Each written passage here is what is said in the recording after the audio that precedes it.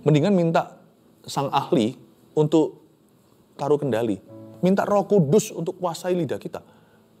Dan setiap hari kita mendekat, merapat supaya berubah hati kita. Karena lidah itu, pangkalnya adalah hati. Kalau lidah salah terus, kemungkinan hatinya memang salah sih.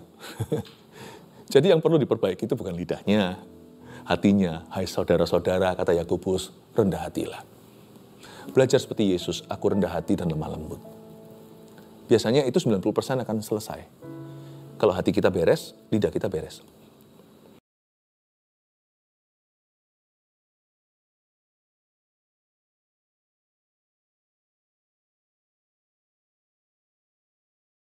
Di seluruh perasaan keluarga saat teduh.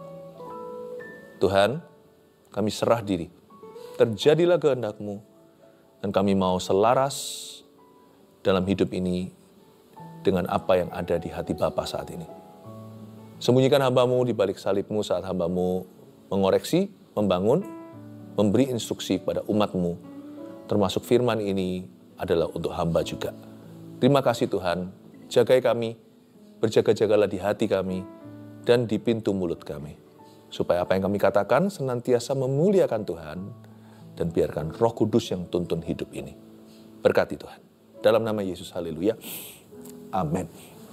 Sebuah pesan Tuhan yang saya sampaikan, pepatah yang hari-hari ini lagi populer, yaitu mulutmu, harimaumu, memberikan pada kita sebuah peringatan, gentle reminder. Kalau dari Tuhan itu kan selalu lemah lembut ya kan. Tuhan itu ingatkan kita agar kita itu hati-hati gunakan mulut kita. Seperti lagu sekolah minggu, hati-hati gunakan mulutmu, hati-hati gunakan mulutmu, karena Bapa di surga melihat ke bawah, hati-hati gunakan mulutmu. Ada perkataan, juga ada kesalahan. Tapi ada perkataan juga bisa ada kebenaran. Dan puji Tuhan, Tuhan kita itu maha pengampun. Di dalam hadiratnya ada pengampunan. Kalau kita sudah pernah salah ngomong sesuatu, atau kita pernah berkata-kata yang kasar, atau dusta bahkan. Kalau kita bertobat, tidak ada kata terlambat. Tuhan itu bisa mengambil yang namanya periuk yang rusak, tanah liat yang sudah hancur di tangan maestro, bisa menjadi sesuatu yang lebih indah dari orisinilnya. Mari kita sama-sama buka firman Tuhan ini yang kita temukan di Yakobus pasal 3. Ada kuasa dalam perkataan kita. Tapi di Yakobus 3 ini, murid Yakobus yang adalah gembala sidang gereja mula-mula memperingatkan kita tentang dosa karena lidah. Ayat 1-12. Kali ini saya akan berhenti per ayat, tidak bacakan sekaligus. Lalu nanti kita rangkum pada akhirnya ya. Saudara-saudaraku, janganlah banyak orang di antara kamu mau menjadi guru. Sebab kita tahu bahwa sebagai guru, kita akan dihakimi menurut ukuran yang lebih berat. Yakobus memulai dengan sapaan yang sangat-sangat ramah. Saudara-saudara, sekalipun dia gembala sidang. Yang pasti ya, mulut itu harus tertanam dari hati yang merendah dan lemah lembut di hadapan Tuhan. Tanda bahwa ada Tuhan di hidup kita adalah we have a gentle tongue. Kita punya lidah yang lemah lembut dan rendah hati. Saudara-saudaraku, janganlah banyak orang di antara kamu mau menjadi guru. Di gereja mula-mula mulai populer yang namanya menjadi seorang pengkhotbah. Yakobus mulai memperhatikan tren itu. Kalau sekarang sih, wah gimana kalau jadi pembicara. Tapi zaman itu kan gereja baru muncul. Kan baru lahir. Jadi namanya pelayanan-pelayanan itu masih asing. Mereka masih eksplorasi dan belajar mengenali. Lama-lama kok terasa ya, orang kalau yang bicara di panggung itu lebih dapat glory ya. Yakobus mulai membaca sinyal yang tidak baik. Di antara jemaat mulai berebut tempat khusus itu. Siapa bisa berbicara di depan. Lalu dia mulai peringatkan, hey guys, jangan banyak orang di antara kamu mau jadi pengkhotbah ya. Jadi pendeta, itu panggilan yang sangat-sangat mulia dan bahaya. Jadi guru juga sama. Yang pasti seringkali kita di masyarakat kalau ada orang berkata, wah misalnya Orang tua dengan orang tua, wah anak kamu pinter ngomong ya, wah jangan-jangan nanti jadi pengkhotbah ya, jadi pendeta. Nggak ada hubungannya. Musa itu nggak fasih lidah, dia malah mengaku dirinya itu agak sedikit, stuttering gitu apa ya? Apa stutter? Apa? Gagap, ya. Dia gagap. Saya sendiri juga waktu nggak jauh-jauh, waktu saya masih sekolah Alkitab aja, waktu saya terima panggilan aja, saya ini takut berdiri di depan orang banyak. Sampai sekarang masih introvert kok. Nggak ada hubungannya. Personality tidak mendukung kepribadian, tes sifat juga nggak tentu ada tanda-tanda ke sana. Bukan karena pandai berbicara, Anda jadi pembicara. Justru nanti kalau nggak terpanggil di situ, malah nanti bisa mengumbar kebodohan. Namanya orang itu pasti pernah salah berkata. Nggak ada orang sempurna. Nanti kalau kita baca ayat-ayat berikutnya ya. Kalau kita bisa berhasil mengekang lidah kita, nggak pernah sama sekali terselip lidah, orang itu orang sempurna. Nggak ada, hanya Tuhan Yesus yang begitu. Tapi kalau terus-menerus mengekspos kesalahan, kebodohan, kefasikan saat berbicara, apalagi di depan umum, jangan-jangan memang tidak terpanggil di situ. Kita jangan menilai orang lain, hendaknya kita mau sendiri. Tuhan kasih kita satu lidah, adalah untuk kita jaga orang-orang yang ada di sekeliling kita. Dan jaga diri. Kalau kita dapat satu peran untuk bicara di hadapan umat, maka terimalah tugas tanggung jawab itu dengan super serius. Kita harus banyak berdoa, lebih banyak daripada jemaat. Kita harus isi mulut kita dengan firman, itu pun masih terselip sekali-kali. Tetapi kalau memang kita dipanggil di situ, pasti akan ada penyertaan, ada buah, ada pembelaan Allah. Alkitab mengatakan, saudara-saudaraku, janganlah banyak orang di antara kamu mau menjadi guru, sebab kita tahu bahwa sebagai guru kita akan dihakimi menurut ukuran yang lebih berat. Ternyata orang-orang yang menjadi seorang pembicara, pengkhotbah, pendeta akan dihakimi dengan ukuran yang lebih berat, bukan hanya di hidup ini tapi di akhirat. Terjadi yang namanya pertanggungjawaban langsung kepada Tuhan Yesus karena mewakili firman, jadi jubir juru bicara istana. Judgment-nya itu lebih besar nanti penghakimannya. Dan bahkan nanti ketika orang itu mati, lebih bahaya untuk menerima kata enyahlah, aku tidak mengenal kamu. Itu lebih dangerous daripada umat. Karena itu Tuhan akan menuntut pertanggungjawaban darah di kepala orang-orang yang binasa karena kurang mengenal Allah atau tidak mengenal Tuhan lewat pengajarannya. Itu bahaya. Tuhan akan menuntut itu dari sang pengkhotbah. Why people don't know me? Kenapa kok jiwa-jiwa tidak kenal saya? Gara-gara pengajaran, khotbah, dan karena pelayanan mimbar Anda. Doakan kami, para pendeta, doakan kami, para pengkhotbah. Saya ngomong ini dengan sungguh-sungguh tulus, kami ini hanya manusia, darah daging Adam dan Hawa seperti Anda. Pray for us ya. Doakan. Kita lanjut sekarang ayat 2. Sudah ngomong tentang pengkhotbahnya ya. Sekarang ngomong tentang kita. Sebab kita semua bersalah dalam banyak hal. Barang siapa tidak bersalah dalam perkataannya, ia adalah orang sempurna, yang dapat juga mengendalikan seluruh tubuhnya. Betul kan? Kalau orang nggak pernah salah ngomong, itu orang sempurna. Tapi dari ayat ini, barang siapa tidak bersalah dalam perkataannya, ia adalah orang sempurna. Saya juga bisa memetik satu pewahyuan. Bahwa kata-kata adalah cermin jiwa. Mau tahu karakter seseorang, inner strength-nya, atau kualitas hati orang itu, gampang. Lihat mulutnya. Gampang sekali. Sebab apa yang di hati, itu pasti akan ada di lidah. Barang siapa tidak bersalah, dia sempurna. Ya, Yesus lah. Kita tahu Yesus sempurna, dia nggak bisa dijebak sama Farisi malahan. Sama ahli Taurat. Kata-katanya tidak ada yang sia-sia. Tuhan Yesus tuh ngomong apapun juga selalu kebenaran. Tidak ada pertukaran bayangan. Tuhan nggak pernah pura-pura. Saya paling kagum kalau lihat Yesus pada waktu diadili sama Pilatus, diadili sama Herodes.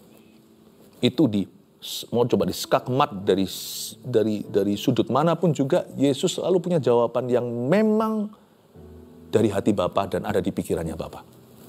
Luar biasa. Tapi kalau kita mau melatih diri beribadah, kekang lidah. Percuma, kata Yakobus di ayat yang lainnya, kalau kita mengaku diri beribadah tetapi lidah kita itu keliaran. Words are actually the revelation of our inner character. Kata-kata dan kalimat adalah tes yang paling baik untuk menunjukkan spiritual maturity atau kedewasaan iman seseorang. Doakan, kita dalam hal ini bukan doakan kami saja, mari kita saling mendoakan supaya kita semakin dewasa. Siapa sih nggak pernah blunder dalam kata-kata, ya kan? Ayat 3, kita mengenakan kekang pada mulut kuda, sehingga ia menuruti kehendak kita. Bayangkan kuda ya, ada kekangnya itu loh. Dengan jalan demikian kita dapat juga mengendalikan seluruh tubuhnya. Betul ya? Kalau kita mau naik kuda, kuda itu masih dilatih, kan kekangnya itu di mulutnya ya. Kan bukan di lehernya. Dicekik gitu biar dia nurut, enggak sih? Betul juga, mulutnya. Dan lihat saja kapal-kapal ayat 4. Walaupun amat besar dan digerakkan oleh angin keras, namun dapat dikendalikan oleh kemudi yang amat kecil menurut kehendak jurumudi. Nah gini, jurumudi bisa kendalikan kemudi yang amat kecil. You better do that. Waktu kemudi itu tidak bisa kau kendalikan, yang di luar kendali nanti kapalnya. Yang kita bisa kendalikan itu adalah kemudinya. Kapal kita tidak bisa kendalikan. Saya ajak mikir ya, yang mengendalikan kapal itu kemudinya. You better, saya dan Anda lebih baik belajar mengendalikan kemudinya. Kalau tidak nanti kapalmu di luar kendali. Kita tidak bisa jaga efeknya. Apa yang kita katakan tanpa rasa tanggung jawab, itu bisa berakhir sampai ujung bumi, sungguhan. Hati-hati gunakan mulutmu. Hati-hati gunakan mulutmu. Allah Bapa di surga melihat ke bawah. Hati-hati gunakan mulutmu. Dari sini kita juga pelajari satu konsep bahwa silence is not golden. Jerak aku, kapok aku, tidak berani ngomong apa-apa lagi, juga bukan cara. Masa kuda yang liar, kuda liar nih, yang belum pernah belajar, belum pernah dilatih, belum pernah dijinakkan, lebih baik taruh aja udah di kandang, disegel aja nggak usah keluar. Itu juga bukanlah solusi ya kan. Takut ngomong sesuatu karena pernah salah, sekarang lebih baik dibungkam sama sekali. Nggak bisa lah, orang mati pasti bicara, orang hidup pasti bicara, kecuali kalau orang itu sudah mati. Jadi kuda itu disimpan juga bukan solusi. Kapal yang di luar kendali, ada kapal yang mungkin susah ya, spooring balancingnya, saya nggak ngerti dunia kapal ya, kalau mobil ya. Setirnya miring baru dia lurus, kalau saya lurus dia nanti miring. Nah itu kalau masalah dengan setirnya, mendingan dibengkelin setirnya. Mendingan minta sang ahli untuk taruh kendali. Minta Roh Kudus untuk kuasai lidah kita. Dan setiap hari kita mendekat, merapat supaya berubah hati kita. Karena lidah itu, pangkalnya adalah hati. Kalau lidah salah terus, kemungkinan hatinya memang salah sih. Jadi yang perlu diperbaiki itu bukan lidahnya, hatinya. Hai saudara-saudara, kata Yakobus, rendah hatilah. Belajar seperti Yesus, aku rendah hati dan lemah lembut. Biasanya itu 90% akan selesai. Kalau hati kita beres, lidah kita beres. Jadi ada hubungan kalau di dalam dunia jasmani, THT, telinga, hidung, tenggorokan. Kalau dalam dunia rohani, yang namanya lidah itu berhubungan dengan hati. Kalau kapal itu susah spooring balancingnya, maka menurut saya disimpan terus di docknya atau berada di pelabuhan, nggak dipakai kapal itu kan mubazir. Udah investasi, udah beli, kapal itu milik seseorang atau sebuah company, lalu dibiarin nganggur gitu, yang juga bukan cara yang baik. Menurut saya mendingan diperbaiki kemudinya, supaya dia jangan miring-miring atau nanti nabrak kapal lain. Jadi silence is not golden ya. Lari dari masalah juga bukanlah solusi. Jangan lari. Kan menurut saya apapun itu juga yang hancur, Tuhan bisa memperbaiki. Percaya dulu di hati. Lalu mulut kita harus mengakui itu. Sebelum kita lihat mujizat, pengakuan iman itu harus mendahului. Demikian juga lidah, ayat 5, walaupun suatu anggota kecil dari tubuh namun dapat memegahkan perkara-perkara yang besar. Lihatlah, betapapun kecilnya api, ia dapat membakar hutan yang besar. Perhatikan kalimat ini dahsyat. Betapapun kecilnya api, nahan omongan tuh jauh lebih gampang daripada menarik perkataan sendiri. Sebab sekali keluar, dia sudah bakar.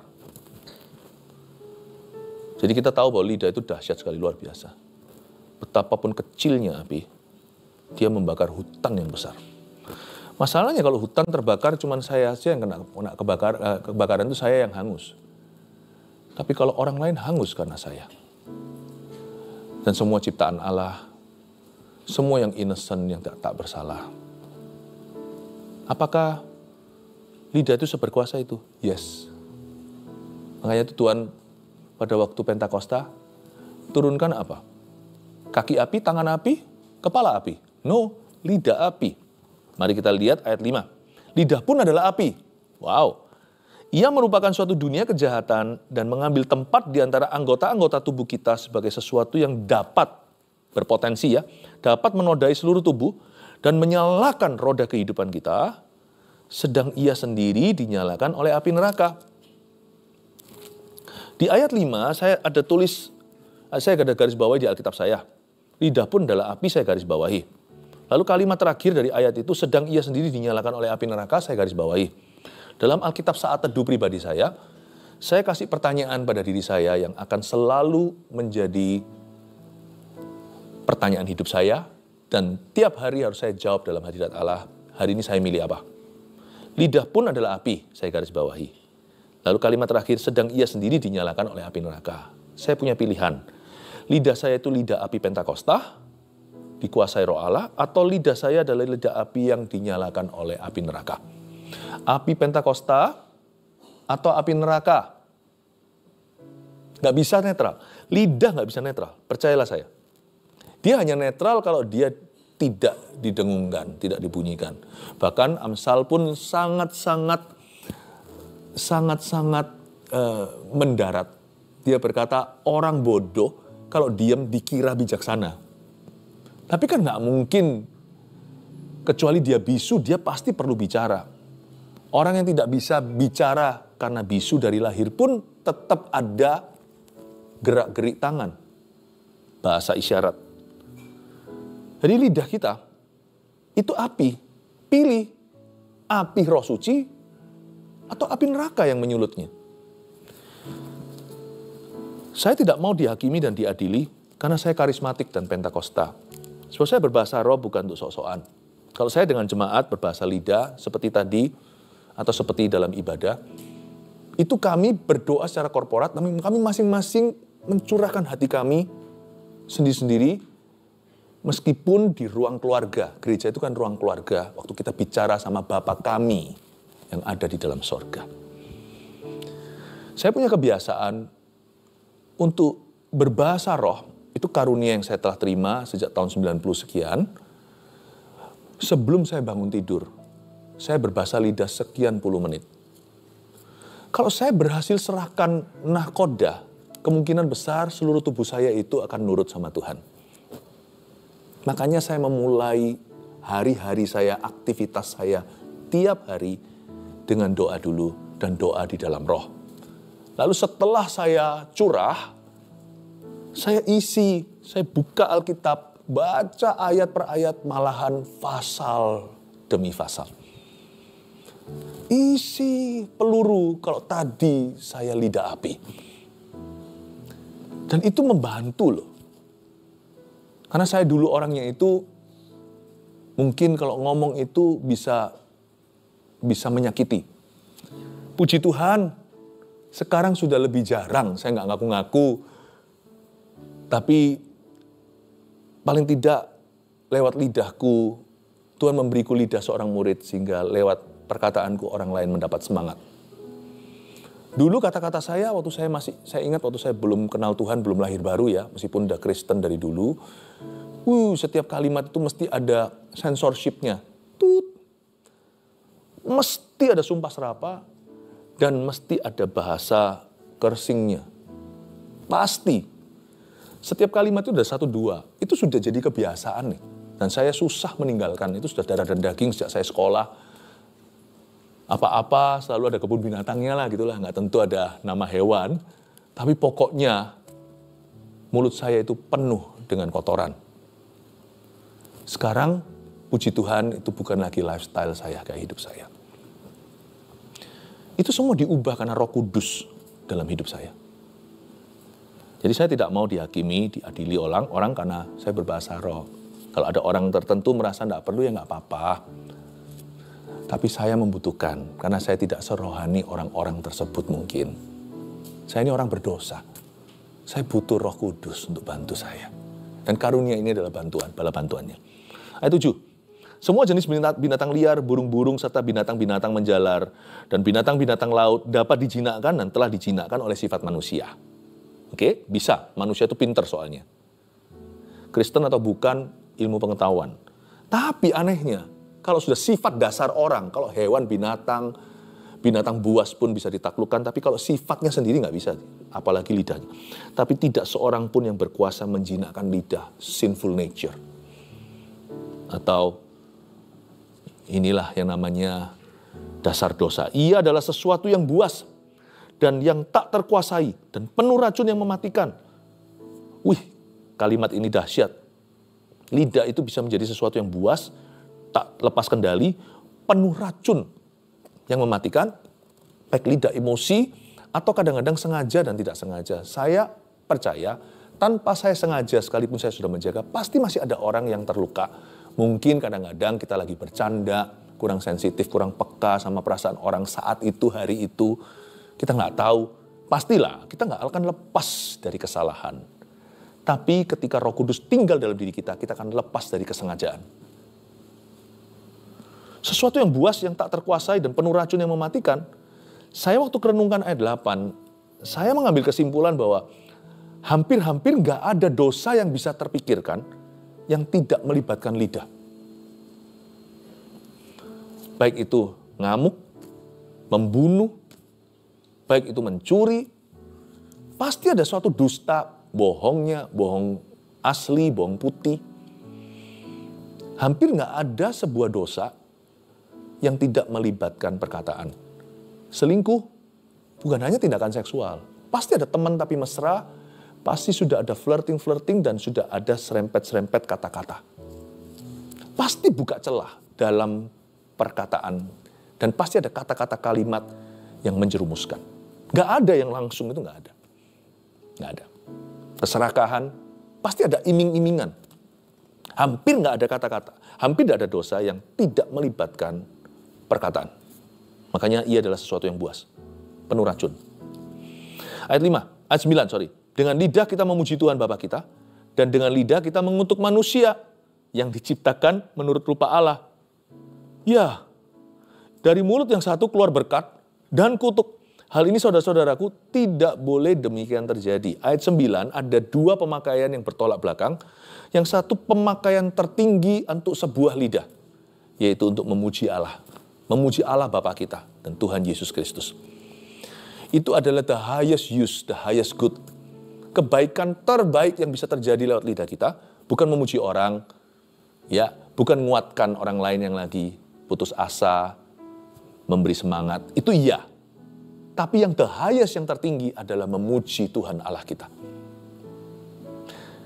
Tapi pemakaian lidah yang paling buruk dan paling rendah dan paling terpuruk adalah untuk mengutuk. Dan bukan mengutuk Allah, karena hanya orang-orang segelintir saja yang berani sampai di level itu. Itu juga buruk, sangat buruk, terburuk. Tapi rata-rata lidah dipakai dengan cara yang terpuruk. Di dalam kehidupan hampir semua orang adalah mengutuki manusia, menjelek-jelekkan.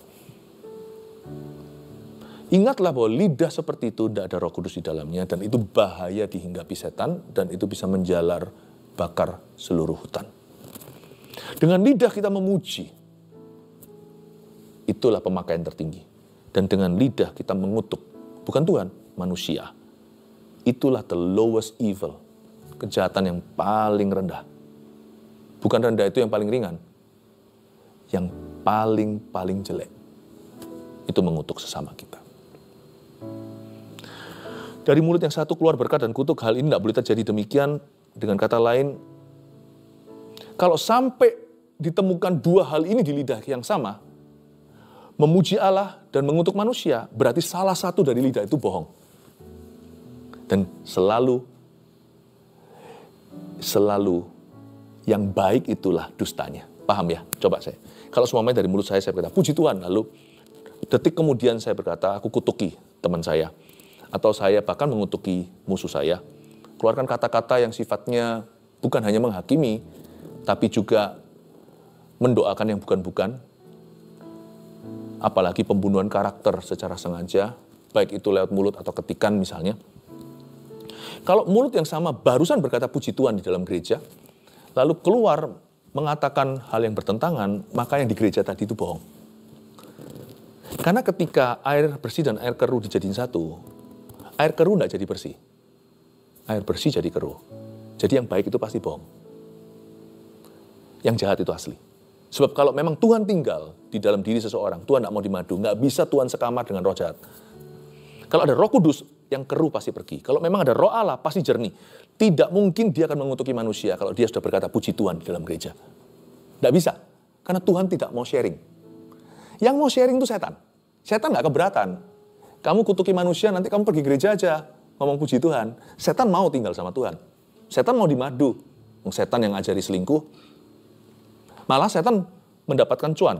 Keuntungannya apa? Dengan orang Kristen yang begitu, orang-orang non-Kristen jadi salah paham sama kekristenan. Jadi muak dengan orang-orang Kristen. Jadi akhirnya menolak Tuhan. Setan senang. Pahami ya? Makanya di sini Yakobus berkata, hal ini saudara-saudaraku tidak boleh demikian terjadi. Artinya impossible. Nggak mungkin itu bisa terjadi. Lanjut, adakah sumber memancarkan air tawar dan air pahit dari mata air yang sama? Kita tahu jawabannya. Tidak ada. Saudara-saudaraku, adakah pohon ara dapat menghasilkan buah zaitun? Dan adakah pohon anggur dapat menghasilkan buah ara? Ini ada jenis-jenis pohon, buahnya kok selang-seling nggak sama. Bisa nggak? Demikian juga mata air asin tidak dapat mengeluarkan air tawar. Dengan kata lain, pohon ara ya keluar buah ara lah. Buah zaitun ya keluar dari pohon zaitun. Pokok anggur ya keluar anggur. Jadi tidak mungkin orang Kristen yang sejati, yang lahir baru, yang penuh Roh Kudus akan mengeluarkan unfitting fruits atau buah-buah yang nggak cocok. Jadi selayaknya kita perlu menilai begini. Bukan gini ya, kalau kita lihat orang Kristen mengatakan sesuatu, berbuat sesuatu, lalu kita berkata, dasar orang Kristen, tidak boleh. Karena dia tidak mewakili semua orang Kristen. Tapi harusnya kita langsung nilai, kalau memang kita perlu menilai pohon dari buahnya, kita nilai pohon itu, kita nilai orang itu dan berkata, orang Kristen gak boleh gitu. Nah itu boleh, kita mengingatkan dia. Orang Kristen should not say that. A Christian must not say what you have just said. Orang Kristen gak boleh ngomong apa yang kamu barusan keluarkan dari mulutmu. Gak boleh ngomong begitu. Jadi jangan kita itu ngantemnya ke orang-orang Kristen semua. Dasar orang Kristen. Bukan. Tapi ke orang itu. Malah justru benturkan dia dengan kekristenannya. Orang Kristen tidak boleh ngomong gitu. Itu yang dimaksud dengan demikian juga saudara-saudara. Ada nggak pohon ara bisa menghasilkan buah zaitun? Tidak boleh begitu. Saya kasih summary-nya. Apa saja yang perlu kita perhatikan. Kita masih ada beberapa menit ke depan. Mulutmu harimaumu. Ada kuasa dalam perkataan. Nomor 1, apa yang kita katakan dan tidak kita katakan adalah sama pentingnya. Catat itu dulu. What you should and what you shouldn't say. Jadi kuncinya bukan terletak pada apa yang kita katakan saja. Kalau kita mau jadi berkat lewat perkataan, kita juga perlu menahan diri untuk mengatakan hal-hal tertentu. Kalau kita tahu itu tidak betul dan itu melukai, kita perlu menyimpan itu dan kita tidak boleh keluarkan. Refraining from saying what you should not. Menahan diri untuk tidak mengucapkan hal-hal tertentu juga adalah bagian kerohanian.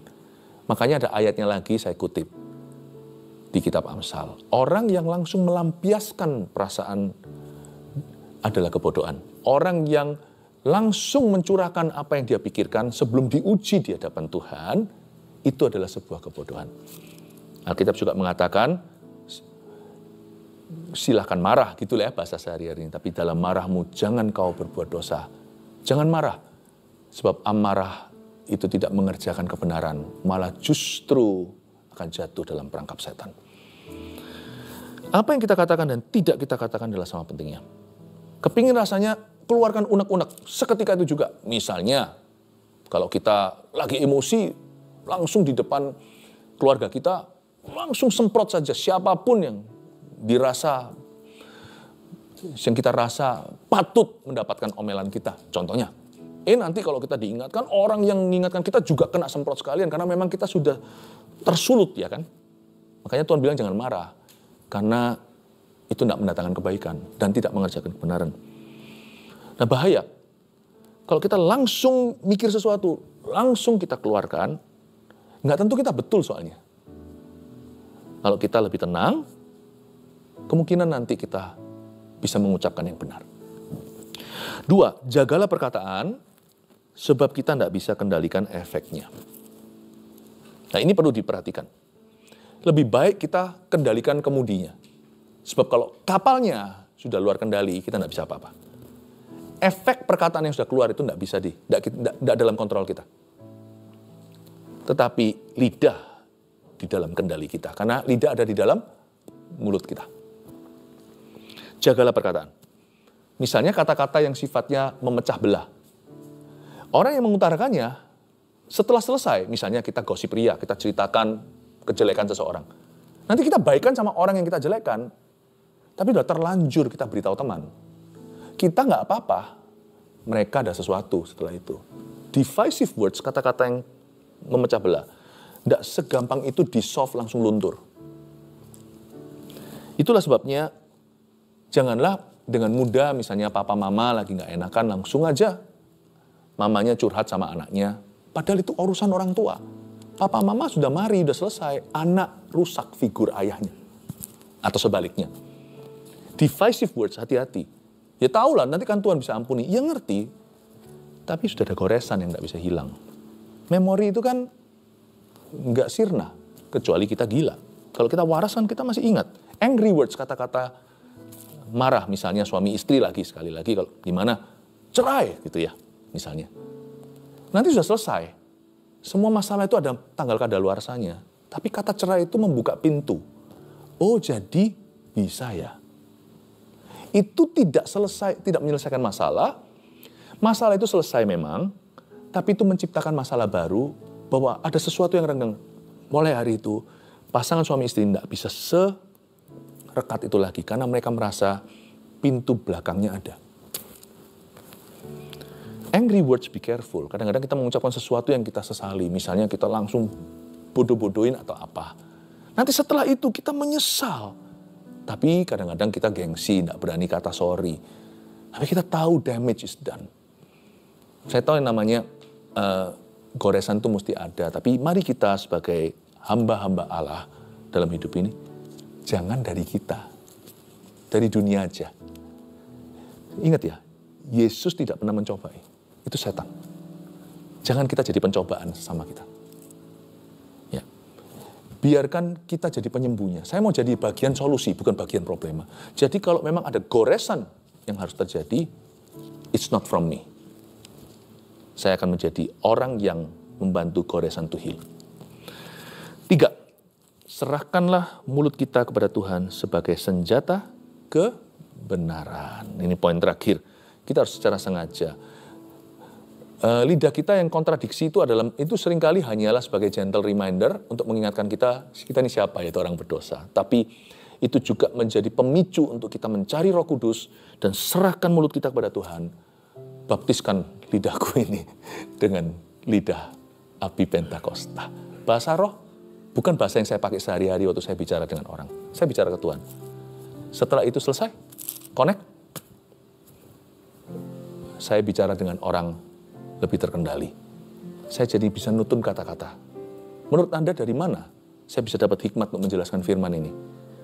Kalau saya bukan terlebih dulu download dari Tuhan tadi pagi, mana bisa saya upload dalam kata-kata untuk Anda nikmati? Bahasa lidah bukan bahasa yang saya pakai untuk bicara pada Anda. Tapi apa yang saya bicara kepada Anda dalam bahasa Indonesia ini, akarnya tadi pagi saya berbahasa roh dengan Tuhan. baru di situ kita dapat wahyu. Saya harap lidahmu dipenuhi Roh Kudus, bukan kita dipenuhi oleh kebencian atau oleh pahit hati, oleh apapun juga. I love you. May God bless you and restore you. Biar Tuhan memberkatimu dan memulihkanmu. Katakan, saya sanggup menanggung segala sesuatu di dalam Dia yang memberiku kekuatan. Katakan, Allahku sanggup menyelesaikan masalahku. Katakan, haleluya, I am blessed. Aku diberkati. Terimalah berkat dari Allah Bapa, Putra, dan Roh Kudus.